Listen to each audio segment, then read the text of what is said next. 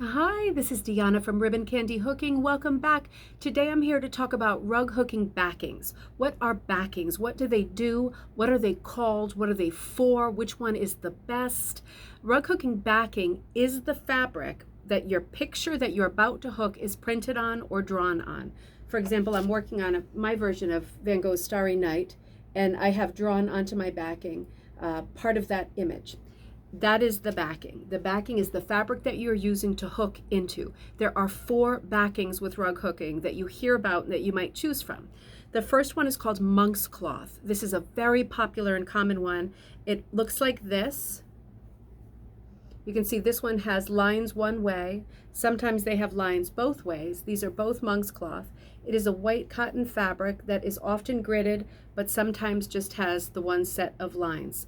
Monk's cloth is great. Monk's cloth, when you draw your lines on, they come out very crisp and clear, very dark on white backing. It's gridded, so you can really see what you're doing, keeping your lines straight. Monk's cloth is great.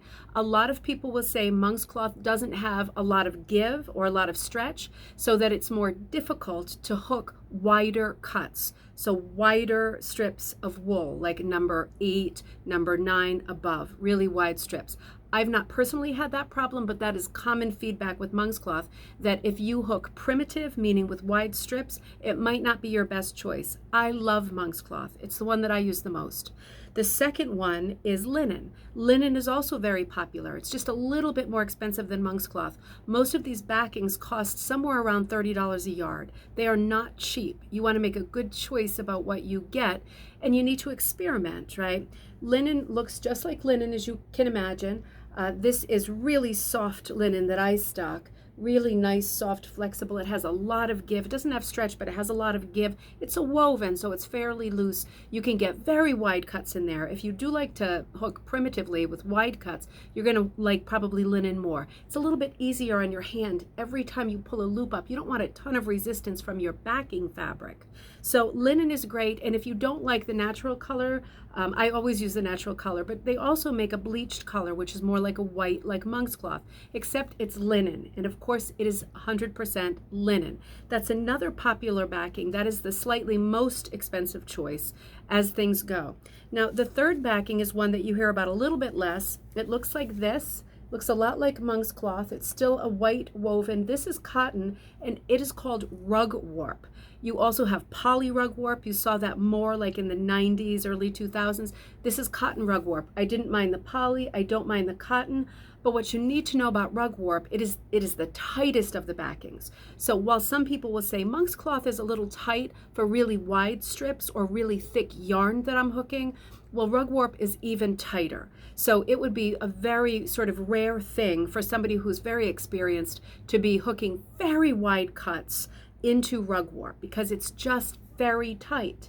At the same time, if you hook very, very small wool strips or very thin yarn, then this will be a great option for you. The fourth option is probably one that you've heard about a lot. It's burlap. This is a piece of burlap sacking, right? Potato sacking. You know what this looks like. You're familiar with it. It's very, very rough. It is very, very cheap. It's easy to get. It's sold at all the box stores, craft stores, Joann's, Michael's, everywhere burlap is sold. The thing with burlap is that over the years, it has gotten sort of a bad reputation because it is very prone to rot. If it's wet at all, if you're using your piece as a rug for the floor, burlap is not going to be a good choice because it will rot sooner or later, probably sooner, and it will start to deteriorate and fall apart, and you'll be left with a pile of wool strips and no backing for them to attach to or cling to anymore. This is what's happened to a lot of important and special historic rugs, because when rug hooking began in the 19th century, right through the middle, right to the end of the 20th century, people were still widely using burlap. Now people really shun burlap and go for mostly rug warp or linen, just because we know that burlap is more prone to deteriorate and it is less permanent. So I would say about burlap, there are different kinds. There's a kind called Scottish burlap that's a step above regular burlap. What I would say about burlap is it will last a while, right? We have rugs that are 100 plus years that are on burlap that have still lasted. They might need some restoration. It really depends on what you're doing. If you're working on a wall piece, if you're on a budget, if burlap is there at the store, it's not going to break the bank, it's really the best option for you, then use burlap. Try not to get it wet. Just put it up on the wall. It'll be good for a long, long, long time. If you're doing a giant piece that's like an heirloom on the rug and you plan to spend 500 hours on it, burlap's not going to be the best choice. It's way more expensive to choose one of the other backings, but for crafts and for wall art, burlap, in my opinion, is still fine. I occasionally grab burlap because it's handy, it's cheap, and I know I'm not intending to get the piece wet. I know that it might rot 100 years from now, but sometimes I'm just not there that even is part of what is on my radar at all. So it really is up to you. Burlap is still a viable backing. The only other thing I want to add is that if you choose monk's cloth, just be aware that there is a problem in that there are two fabrics called monk's cloth. One of them is right and one of them is wrong for rug hooking.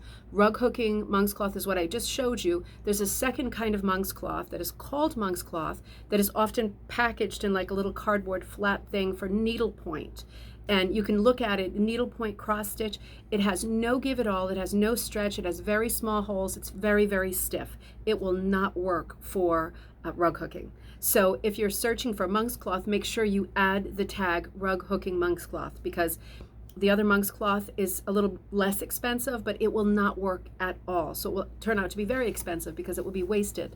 So monk's cloth, linen, rug warp, and burlap. Those are your 4 choices.